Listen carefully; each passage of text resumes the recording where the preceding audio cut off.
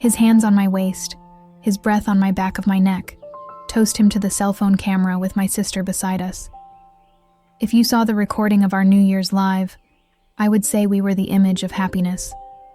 The perfect couple and the soul sister, and that was the intention. Their performance was impeccable. The problem is that I drank too much, and when the bladder squeezed in the middle of countdown, I made the stupid and most wonderful mistake of my life. I dropped my cell phone recording in the tripod of the bedroom and ran to the bathroom. They must have thought that the noise of the fires would drown out the sound of their naughtiness inside. That my 5-minute absence was the perfect opportunity window. As soon as they knew that the camera's little red light was still lit, capturing not only the image but the audio, every whisper, every accomplice laugh, every movement. They were unknowingly giving me the crime weapon with a ribbon, bow. And I, the next day, in a hangover, squeezed the play. What would you do in my place? Comment down here and already subscribe to the channel so as not to lose the unfolding of this story. Liv's idea wasn't even mine. It was my mother.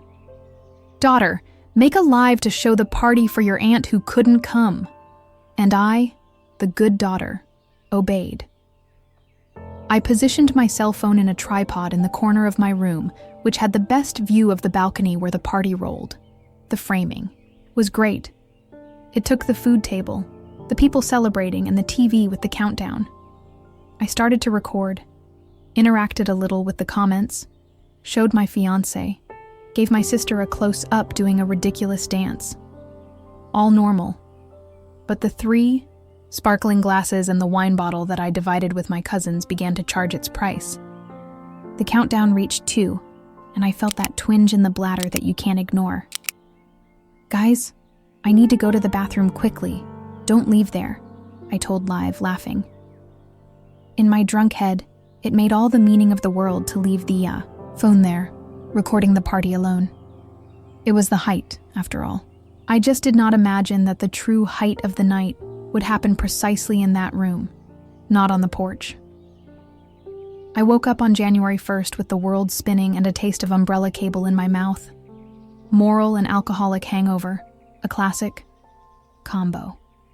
My first memory was Live. Oh my God, what a bomb, I thought. I grabbed the cell phone from the bedside table, hoping to find an empty party recording with my relatives passing drunk in front. The curiosity, this bastard, spoke louder. I wanted to see if I had said any bullshit, if my makeup was very blurred in the end. I opened the Instagram, and there was the video saved. I played, still lying, with my head throbbing. The first few minutes were what I expected. Laughter, gifts, my mother's voice taller than everyone's. I started to advance the video with my finger, jumping from stretch to stretch. Balcony. Balcony. My cousin falling. Balcony. Until the part where I ran to go to the bathroom. The camera stood there, stopping, filming the glass door that gave to the party. For a few minutes, that's all. A boring recording. But that's when I heard. It was not the sound of the party. It was a different sound, closer. A murmur. I came back the video a little, increased the volume at most, and put the phone in the ear. They were voices. 2 people speaking low. Laughs. It looked like my sister's voice, but I wasn't sure. And then a zipper noise. My stomach froze. Still in denial, I looked back at the screen.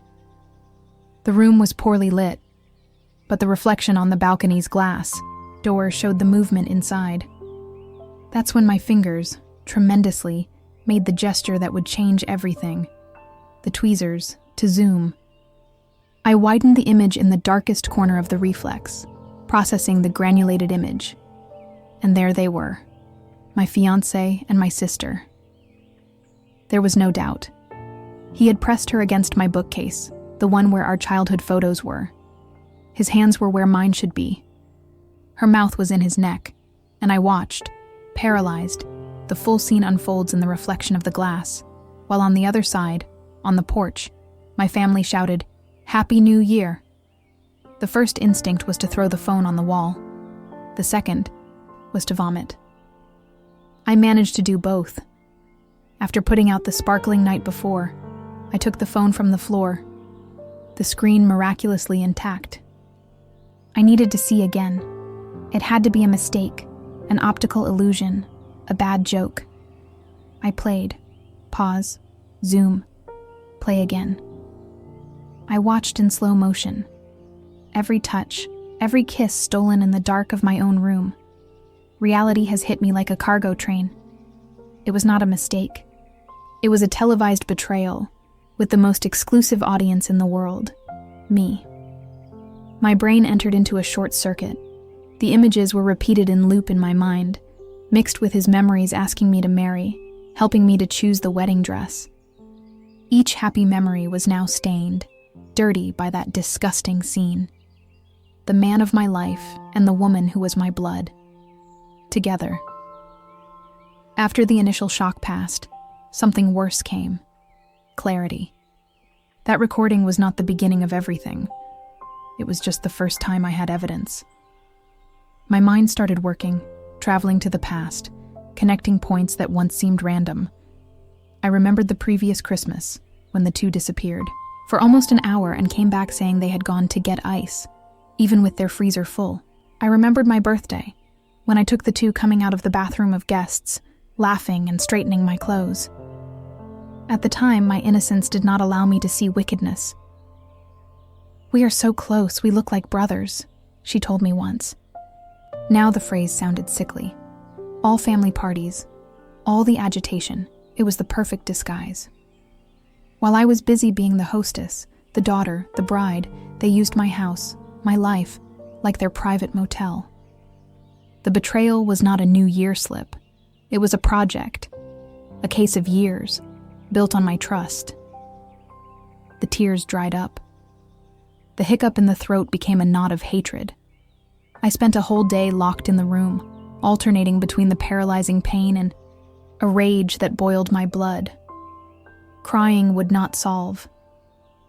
Screaming at them would be to give them the pleasure of my pain, allow them to reverse the guilt, to call me crazy.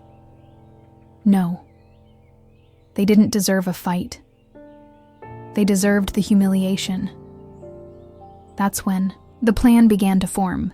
A perverse, cruel idea, and in my opinion, absolutely fair. If their favorite stage were the family parties, I would give them the greatest of the audiences. I wasn't just going to tell everyone what they did. I was going to show. Revenge is no longer an emotion and became a project. I saved the video, in 3 different pen drives and in the cloud.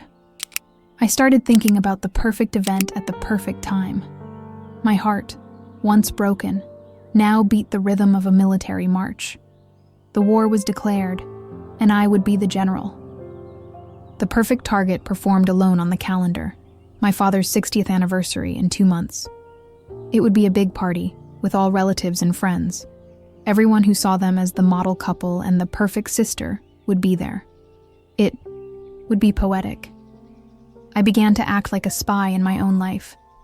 I pretended that nothing had happened. I continued the wedding plans, smiled at my sister, kissed my fiancé. Every gesture of false affection of them gave me more fuel. Inside, I was a calculating machine. I rented a high-quality projector and screen with the excuse that it would be to pass a retrospective of daddy photos. No one suspected. On the day of the party, I arrived early and installed everything. The big screen was discreetly wrapped in the ceiling, above where the cake would be. The projector, hidden on a high shelf. The pen drive with the video, which I nicknamed Atomic Bomb, was in my pocket. The party started. The house filled with people, music, and laughter. And I, the actress of the year, circulated among the guests with a smile that didn't reach her eyes.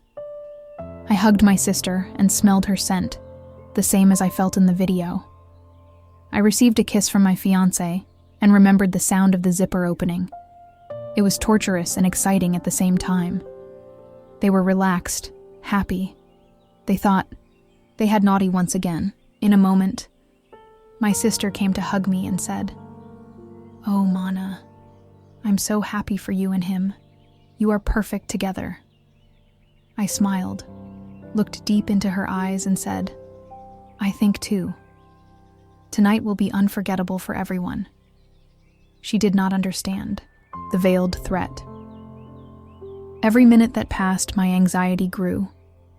I felt like a predatory waiting for the right time to go the boat. All the smiles, all the conversations, everything was a prelude to the hell I was about to release in the middle of the living room. Finally, the moment has arrived. My mother clapped and announced, "Guys, let's sing congratulations to my husband." The lights diminished, the candles of the cake were lit, and all came together around the table. My father, happy, in the center. My fiancé on one side of him, my sister on the other. The scenario was perfect. While the first stanza of "Congratulations to you" started, I discreetly took the projector's remote in my pocket. With one click, the big screen descended from the ceiling, causing a brief murmur of surprise. "It's the tribute!" someone shouted. My fiancé and my sister smiled, thinking they would see cute family photos, just as everyone sang, "Much happiness." I squeezed play. At first, what appeared on the big screen was the image of the New Year's party. General confusion. And then the sound, the muffled voices, the laughs.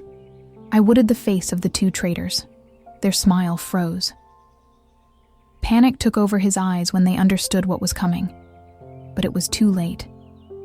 I increased the volume. The video continued. The zoom scene, on a giant screen, so that no one lost any details. The granular image of betrayal projected 2 meters high, the sound of kisses and whispers echoing through the room through the party's speakers. "Congratulations to you," died in everyone's throat. The music stopped. Time stopped. No one knew how to react. People looked at each other, shocked, trying to sue if that was real. My uncles, my cousins, the friends of my parents, all witnessing the dirt that happened under the cloth of our perfect family. My ex-fiancé got white as a paper. My sister began to cry quietly, her face covered with her hands, but the sound that broke the spell didn't come from any of them. It came from my mother. She was looking at the big screen, the daughter's face in the video, and let out a scream. It was not a cry of anger. It was a scream of pure pain, animal, a sound that tore the silence and paralyzed each person in that room. At that moment, the party is over. My mother's scream was the trigger. What came later was the absolute chaos. My father, who was still paralyzed, turned to my fiancé with a killer look.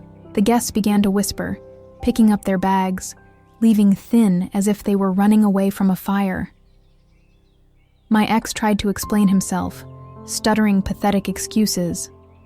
My sister threw herself on the floor at a show of tears and sobs that she didn't convince anyone. I stood in the same place, with control in my hand, feeling a cold void. Revenge is sweet, yes, but the taste that is later is bitter. The accusations flew through the room, crying aunts, cousins shouting. I saw in real time my family shatter. I had exposed the truth, but the truth was a bomb that destroyed everything around. That night, I didn't lose just a fiancé and a sister. I lost the image of the family I thought I had. In the following days, the house was silent. A heavy silence of mourning.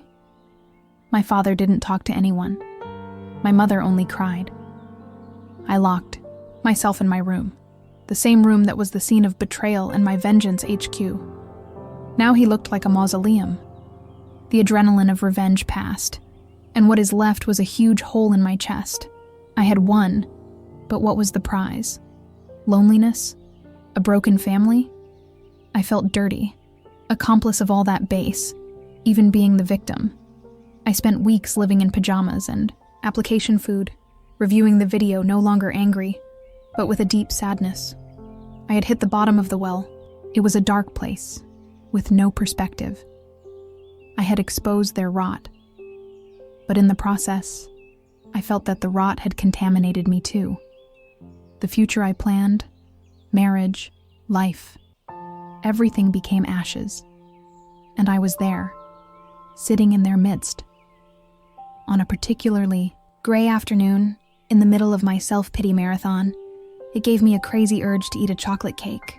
Not a box cake, but a real cake made from scratch. I went to the kitchen, covered with dust like the rest of the house, and started mixing the ingredients. Beat the dough, smell the chocolate. It was the first thing that made sense in months, as the cake was baking. A sarcastic idea came to mind. At least chocolate doesn't lie or cheat. And then the spark. What if I transformed this pain into something sweet? What if I created something that was the opposite of all that I lived? Honest, transparent, and brought joy instead of bitterness. I took my cell phone, the same one that recorded my misfortune, and started to record the preparation of a brigadeiro. With a voice still a little hoarse, I said, "Welcome to my kitchen. Today, let's make a dessert to the betrayal." I posted the video without any pretense, and people responded. They did not respond only to the recipe. They responded to the story. What started as a joke became my profession. The channel, Desserts Without Betrayal, exploded. People came to the recipes, but they were in history. Women and men who went through similar situations flooded my comments with support messages. My story of humiliation became a symbol of empowerment. Today, I'm no longer the poor thing that was betrayed. I am the influencer who teaches how to make a perfect crème brûlée, as he talks about the importance of burning the right bridges in life. I turn my ashes into flour, my tears into caramel syrup. My ex? I heard that he and my sister tried to be together, but the confidence, or lack of it, destroyed everything. They were each other's secret. Without the secret, nothing left. Revenge, in the end, was not the video at the party. That was it here. It was to build such an amazing life, so sweet and so successful, that their bitter memory became just a smaller ingredient in my successful recipe. And do you want to know? Revenge is really a dish that eats cold, preferably with a lot of whipped cream on top.